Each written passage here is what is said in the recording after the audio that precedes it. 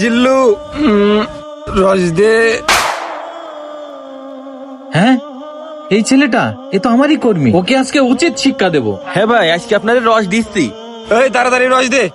এই তোর এত বড় সাহস! হ্যাঁ চেয়ারম্যান সাহেব। রস তোকে আমি আজকে খাওয়াচ্ছি, দাঁড়া।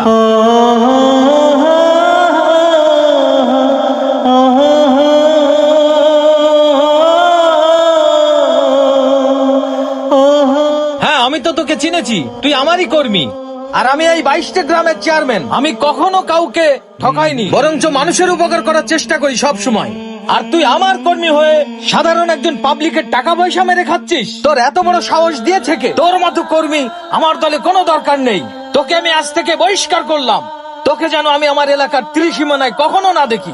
চেয়ারম্যান সাহেব, আমার ভুল হয়ে গেছে, আমারে মাফ করে দেন। আরে শোন, একজন অসহায় মানুষ সৎ পথে কাজ করে খাচ্ছে, তার মতো লোকের কাছ থেকে তুই টাকা পয়সা মেরে খাস? জানিস এই লোকটা যদি এই কাজটা না করতে পারে, হয়তো যে কোনো কারণে পেটের তাগিদে সে খারাপ কাজে লিপ্ত হতে পারে। তোদের মতো এসব মানুষের জন্য মানুষ খারাপ পথে যেতে বাধ্য হয়।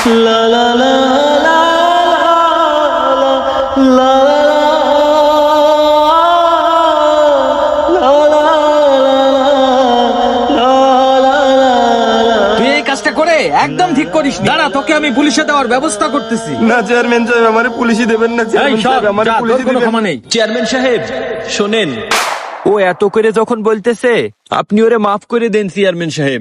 আমি চাই না আমার জন্য উনার কোনো ক্ষতি হোক।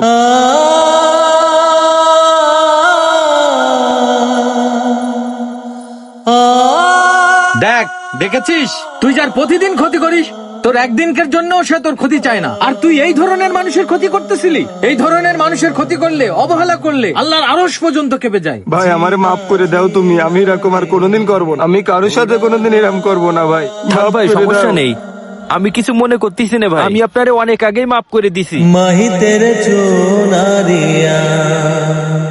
এই এই নাও টাকা। আর শোনো, এরপর থেকে কেউ যদি তোমাকে এরকম ডিস্টার্ব করে, আমাকে অবশ্যই আগে থেকে জানাবে তুমি, ঠিক আছে?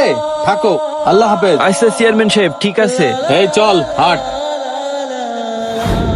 আমাদের এই সমাজে এমন কিছু মানুষ আছে যারা নেতার নাম ভাঙিয়ে অন্যায়ভাবে দুর্নীতি করে ক্ষমতার জোর দেখিয়ে প্রতিনিয়ত অসহায় মানুষকে ঠকায়, যার ফলে সমাজের অসংখ্য ভালো নেতার নাম খারাপ হয়। আর এরকম লোক শুধু রাজনৈতিক দলের জন্যই নয়, বরঞ্চ আমাদের দেশ জাতি এবং সমাজের জন্য ক্ষতিকর। তাই এরকম মানুষদের সমাজের প্রতিটা ক্ষেত্র থেকে বিতাড়িত করা উচিত। একটা কথা মাথায় রাখবেন, অসহায় মানুষকে ঠকিয়ে আপনি একবার খেতে পারবেন, কিন্তু তার প্রতিদান হিসেবে ভাগ্য আপনাকে বারবার ঠকাবে।